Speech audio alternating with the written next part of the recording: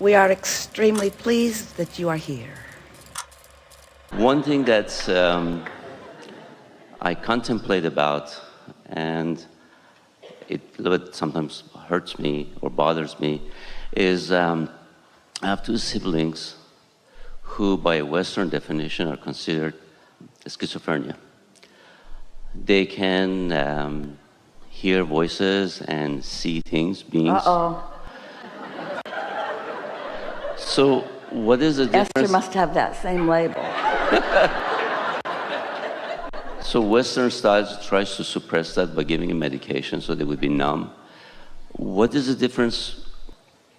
They are suffering from it, while other who channel, they're enjoying it, prospering from it.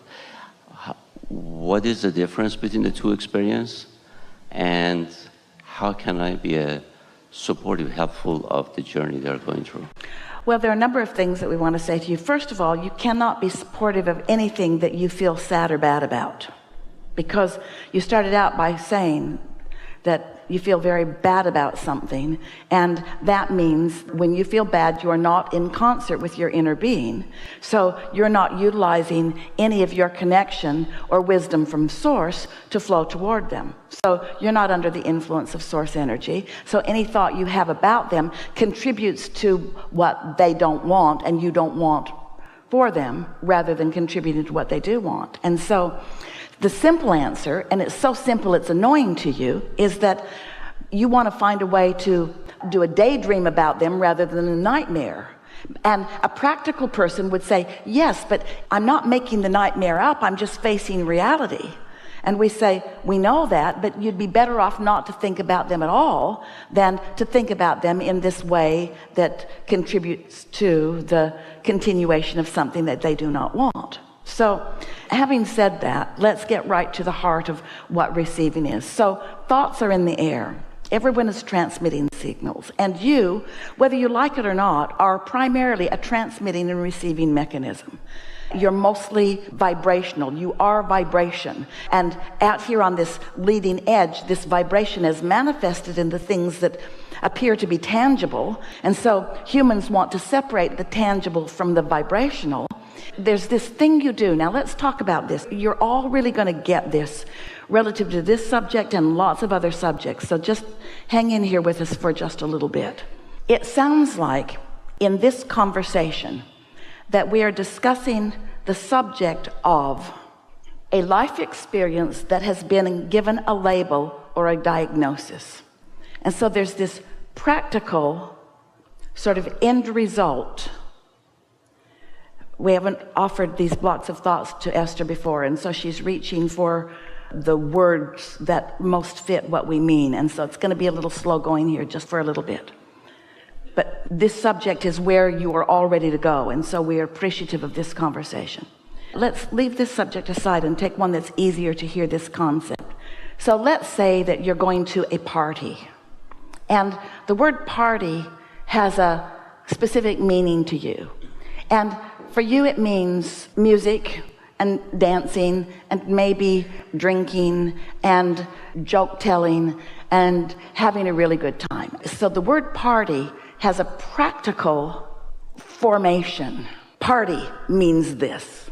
It also means rendezvousing, not just with the practical people and games and music and alcohol and. There's also a rendezvousing of energies, of vibrations, of source energy and human thought. There's a collaboration or a coming together of a lot more than what you are witnessing in the practical physical sense. Almost everyone only considers the practical stuff that they can see.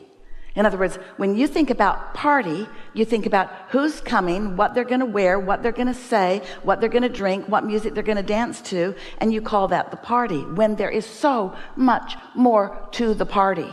There's the combination of the energies that you make together. There's the combination of what's active in you and therefore what the law of attraction causes to be active in others who are sensitive to what's active in you. There's the probability of which ones of you have come to the party in concert with your source energy. How much influence of well-being is going to be at this party because of this non-physical energy that's being offered. The point that we want to make here is that in every moment in time, you could be approaching what you're observing through your physical senses in the very practical terms of the subject matter. That's the right word that we wanted Esther to find, of the subject matter, or you could be approaching it from the vibrational combinings. Are you with us just a little bit? Most everybody just wants to approach things from subject matter. So you just want to sift things into piles and give it labels without considering what the vibrational ramifications of it are.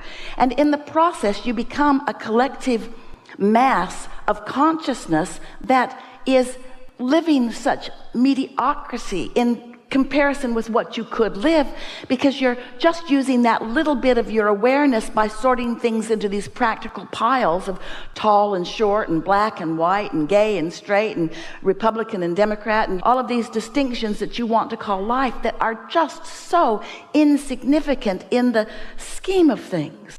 So we want to sort these piles into just two piles. In this moment, under the influence of source, or in this moment, not under the influence of source.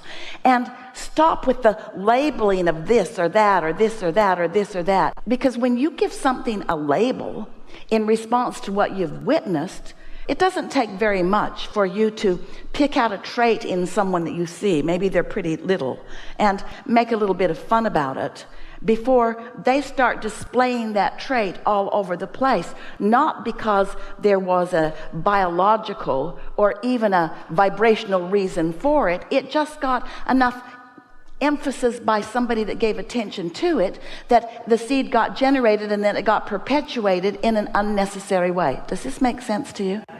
What we want for you in your glorious humanness, we want you to understand that there is that category way of looking at things. There's that physical comparative way of looking at it, or there's a vibrational way of looking at it. And when you start just acknowledging that there is a vibrational way and that your inner being has already found it, and then you pay attention to the way you feel until you are led by better and better feeling thoughts to the thoughts that feel really good to you when you think them, you come into your own power, and that's how you help someone. If you're looking at something that somebody else has already decided is this, there's a part of you that's agreeing that it is this. And the reason that that feels bad to you is because your inner being is not agreeing that this is. Your inner being knows that there's a whole other reality over here that's been created by whatever that is, and that's where your inner being is looking. This is a deep subject. It's at the heart of everything, because what we're really asking of you is to try to see the world through the eyes of source.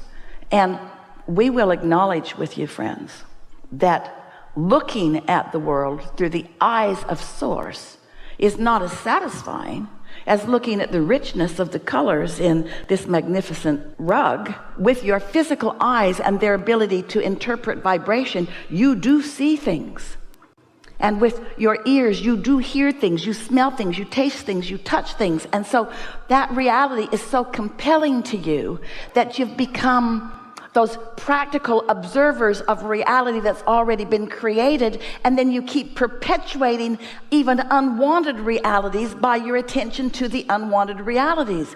And there's no reason to do that, except that you don't know that you could be approaching it in the practical human observant sense, or you could be approaching it in the, oh, what's my inner being's take on this?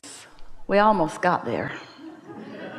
We can feel that the question is still big and it is looming, and maybe as the day is unfolding, we'll fill that in with more detail, but you get the basis of it. The comparison that we're wanting to strike here is that there is a reality that has a lot of practical components that are compelling to you.